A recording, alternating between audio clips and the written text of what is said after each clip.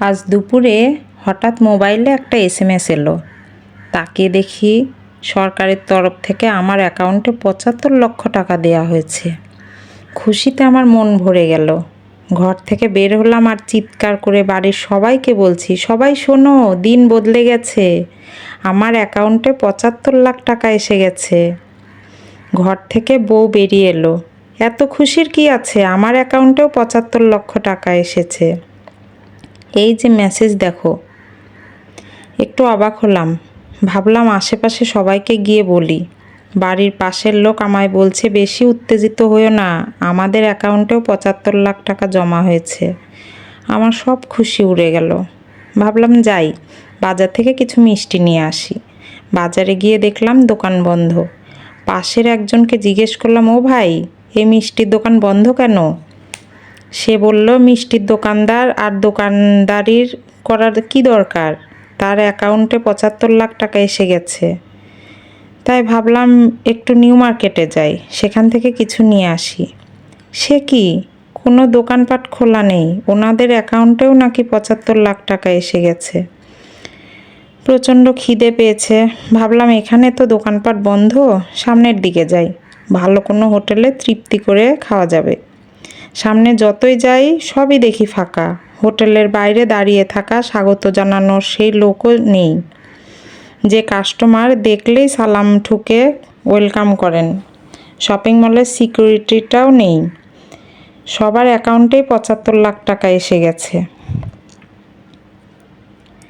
মার্কেটে কেউ নেই, সবজিওয়ালা, চাওয়ালা, শরবতওয়ালা, ফাস্টফুডওয়ালা কেউ নেই, সব কিছুই বন্ধ।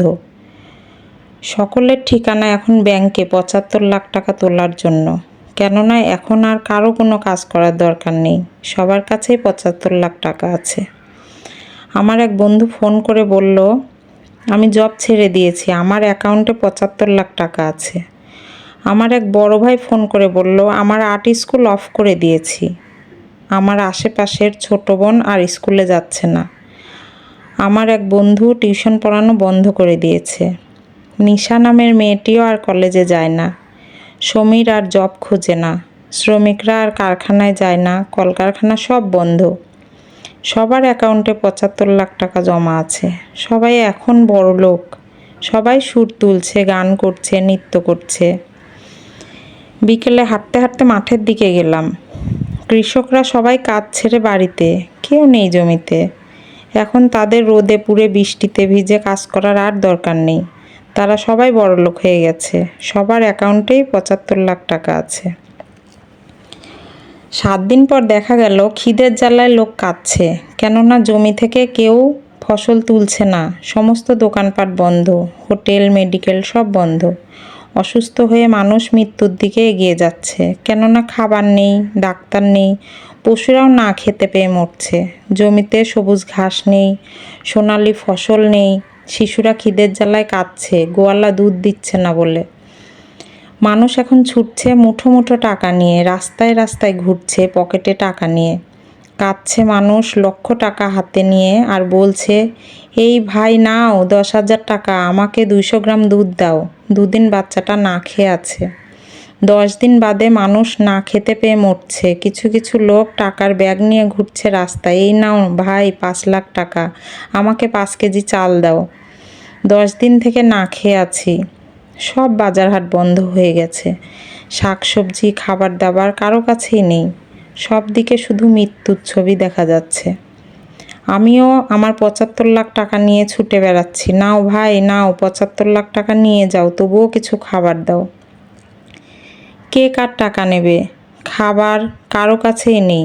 মানুষ মানুষের দিকে তেড়ে আসছে হিংস্র সিংহের মতো, মনে হচ্ছে মানুষ মানুষকে খাবে। অচেনা এক লোক তাড়া করছে আমাকে, চিবিয়ে খাবে বলে। ছুটছি আমি ক্ষুধার্ত মানুষ, কতটা আর ছুটবো। পড়ে গেলাম হোঁচট খেয়ে, মাগো করে চিৎকার করে উঠলাম। বর তখন ঘুম থেকে লাফ দিয়ে উঠে, কি হলো তোমার?